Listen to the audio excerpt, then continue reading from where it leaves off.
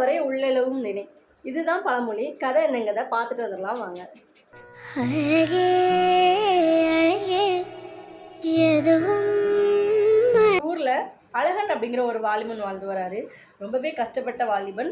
ரொம்ப கஷ்டப்பட்டு வராரு. அவருக்கு ஒரு நிலையான வேலை இல்லை. ஒவ்வொரு ஊருக்கும் வேலைக்காக போவார்.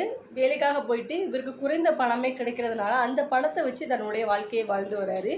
இப்படி ஒரு நாள் இருக்கையில் ஒரு அடுத்த ஊருக்கு வேலைக்காக போயிருக்கிறாரு. வேலைக்காக நிறைய இடத்துல சுற்றி அலைஞ்சார்.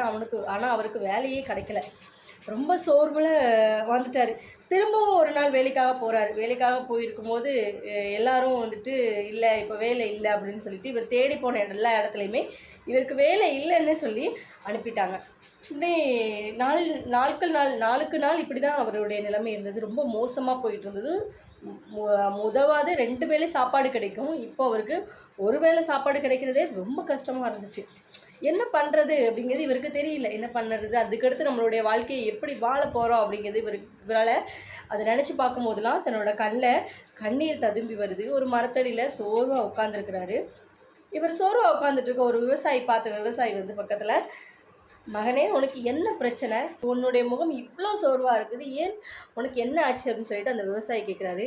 நடந்தது எல்லாத்தையும் கண்ணீர் ததும்ப சொல்கிறான் அழகன் சொல்லி முடிக்கவும் அந்த விவசாயி என்ன பண்ணுறாரு, தன்னுடைய குடிசைக்கு கூட்டிகிட்டு போகிறாரு. நீ வா, நான் உனக்கு உணவு தரேன், சாப்பிட்டு அதுக்கடுத்து நம்ம நடக்கிறத பேசலாம் அப்படின்னு சொல்லிட்டு கூட்டிகிட்டு போய் வயிறார உணவு கொடுக்குறாரு விவசாயி உணவு கொடுத்து முடித்த உடனே, நீ நாளையிலிருந்து நான் சொல்கிற ஒரு இடத்துக்கு நீ வேலைக்கு போ, உனக்கு நான் வேலைக்கு உதவி பண்ணுறேன் அப்படின்னு சொல்கிறாரு.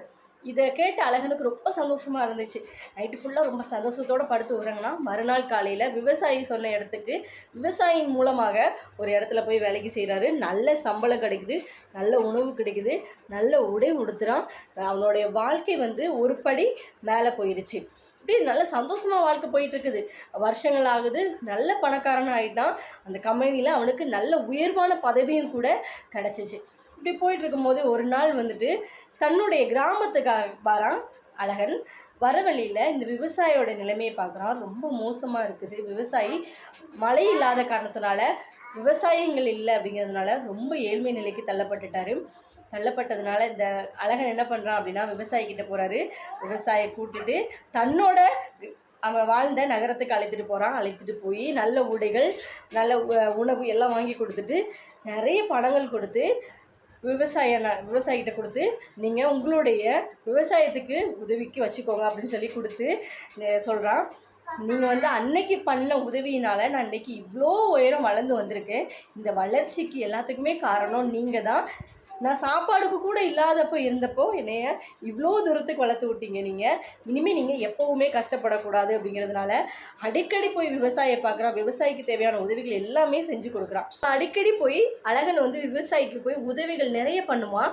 அவனுக்கு எப்போல்லாம் லீவ் இருக்கோ, எப்போல்லாம் அவனுக்கு டைம் இருக்குதோ அந்த டைம்லாம் போய் விவசாயி கூட டைம் ஒதுக்கி அவருக்கு என்னென்ன தேவையோ அவ்வளவும் அவன் செஞ்சு கொடுத்துட்டு வந்தான். இப்போ விவசாயியோட வாழ்க்கையுமே மாறிடுச்சு. நல்ல மழை பெய்ததுனால விவசாய நிலத்தில் நல்ல ஒரு விளைச்சல் இருந்துச்சு. விவசாயியோட வாழ்க்கையும் நல்லாவே ஒரு நிலைமைக்கு வந்துடுச்சு. இப்போ விவசாயி ஒரு நாள் அழகர்கிட்ட சொல்கிறாரு, அழகன், நீ எனக்கு பண்ண உதவி ரொம்ப பெரிய உதவி, நான் இதை எப்பவுமே மறக்க மாட்டேன் அப்படின்னு சொல்கிறாரு. அப்போ அழகன் சொல்கிறான், விவசாயி ஐயா, நீங்கள் எனக்கு நன்றி சொல்லாதீங்க. நீங்கள் செய்த உதவினால்தான் நான் இன்றைக்கி இவ்வளோ உயரம் வந்திருக்கேன். உப்பிட்டவரை உள்ளளவும் மறக்காதுன்னு சொல்லி ஒரு பழமொழி இருக்குது. நீங்கள் அன்றைக்கி எனக்கு பண்ண உதவியினால் நான் இந்த அளவுக்கு வளர்ந்துருக்கிறேன். அதனால் நீங்கள் நன்றி சொல்ல வேண்டாம், நான் உங்களுக்கு காலத்துக்கும் நன்றியாக இருப்பேன் அப்படின்னு சொல்லிட்டு அந்த பழமொழியையும் சொல்கிறான் அழகன். உண்மையாகவேங்க, நமக்கு ஒரு காலத்தில் உதவி பண்ணவங்க நம்ம எப்போவுமே மறக்கவே கூடாது. உப்பிட்டவரே உள்ளளவும் நினை அப்படின்னு சொல்லிட்டு பழமொழியே இருக்குது.